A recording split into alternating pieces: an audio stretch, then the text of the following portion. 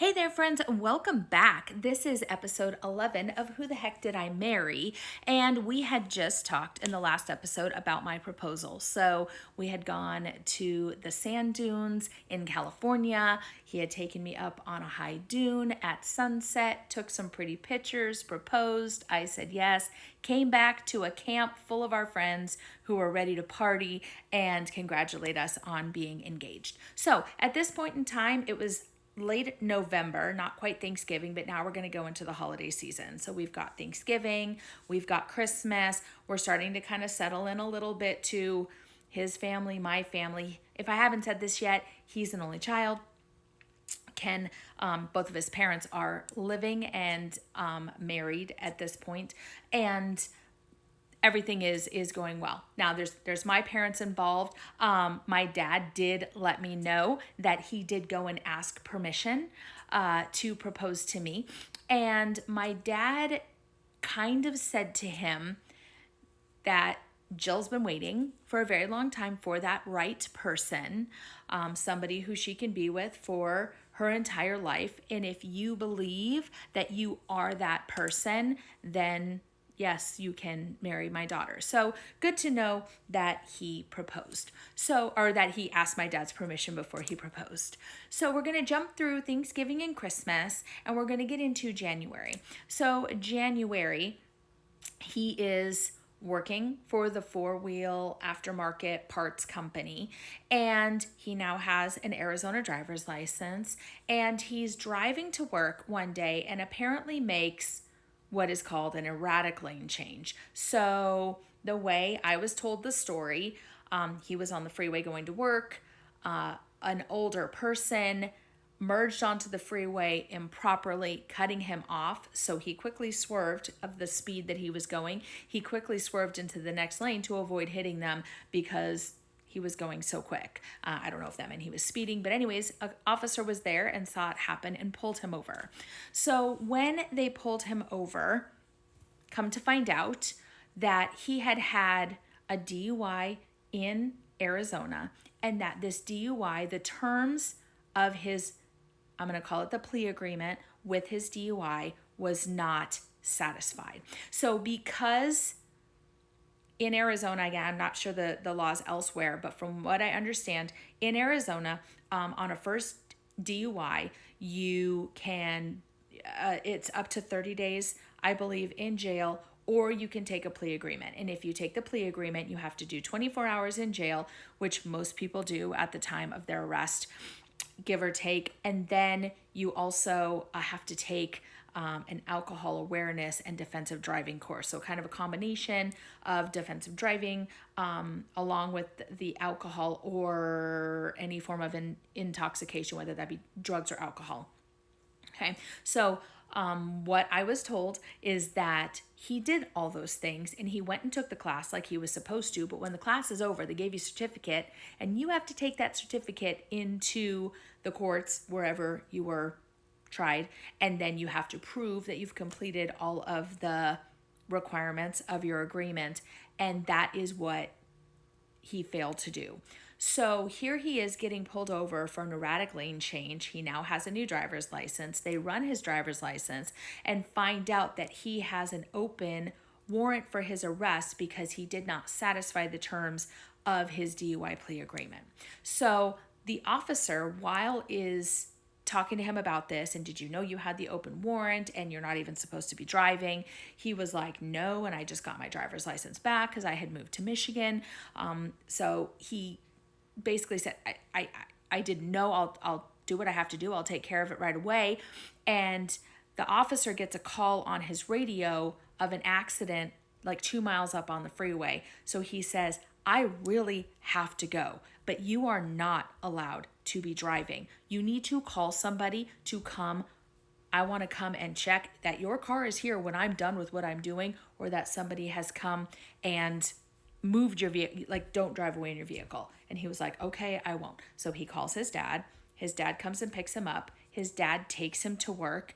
And then I'm assuming his mom probably came too. And then the two of them took his car and dad's car home. So he is now at work and working And later that day, officers come into his job and arrest him because there is a warrant out and they now know that he is here in the state and they know where he's working, and basically they go arrest him to satisfy the terms of his DUI. So I end up getting a phone call from his dad later that day that lets me know what happened with him being pulled over, the fact that the officers came into his work and arrested him from his job, that they took him to jail, that they have hired an attorney that is going to go see him later today, and they're going to figure out what's going on. So to make a long story short about this whole situation, basically because he didn't satisfy the terms of his plea, 30 days is what is required on a first DUI. So the officer or the judge, when he went and stood in court, the judge said, you basically need to satisfy your 30 days. So you need to spend the next 30 days in jail because you didn't do what was required of you. So no work release, no nothing. Flat out 30 days, you'll get out when it's over. So his dad helped kind of coordinate some phone calls with me so that he could call me. When you're in jail here, you do, get a certain time a day or whatever that you can make phone calls. So he was able to call me and keep in contact with me. And he just, every time he talked to me, he just begged and pleaded that I stick around, that this, he didn't know. He was so sorry. He's so sorry to put me through this. He's so sorry to, that we have to deal with all of this. He thought it was all done. This was all in his past. He was moving to the future, like all of this. And his dad was a very kind man and was very supportive of me, talking me through it, all of this. This is not, the person he wants to be now. He was reckless in his youth, and at times he's still paying for that. Okay. So in this 30-day gap, I actually had relatives from out of state come to visit, and they were very excited to meet my fiance. I had to make lies, excuses, because I did not want them to know that my future husband was sitting in jail for 30 days. But I looked at it as a mistake. During these 30 days, my dad had taken me to dinner and said, I just want to talk to you about life, what's going on. And my dad tells me the story about when Ken had come and asked me for his hand in asked my dad for my hand in marriage, and kind of what my dad said. And my dad said to me, you've been waiting for that special person for a very long time. And if I would have pulled you aside a year ago and said, I just had a glimpse of the future, I know who you're going to marry. And if I were to tell you that in the past, he's had X amount of DUIs and X amount of issues here and X amount of issues there, and he's had so many jobs, and he was previously married and all of that, would you agree with me based on those facts that was probably your future husband? Probably not. Because if I would have listed out what I hoped to find, those probably weren't them. And my dad really just wanted me to sit there and think about, was this the right decision? Yes, we're engaged. There's always time to back out, that I wanted to marry. And I sat there and defended him and said, people change.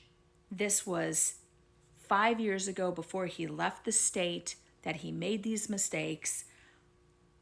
It was a mistake. This is not what he's telling me he wants his future to be. This is not the way we want our future to be. And everything is going to be okay. And I trusted that everything was going to be okay. And that's why I continued to move forward with our life together. But it was when he got out of jail that he immediately came to see me that another bomb came to light through all of these court issues. And I'll tell you about that in the next video.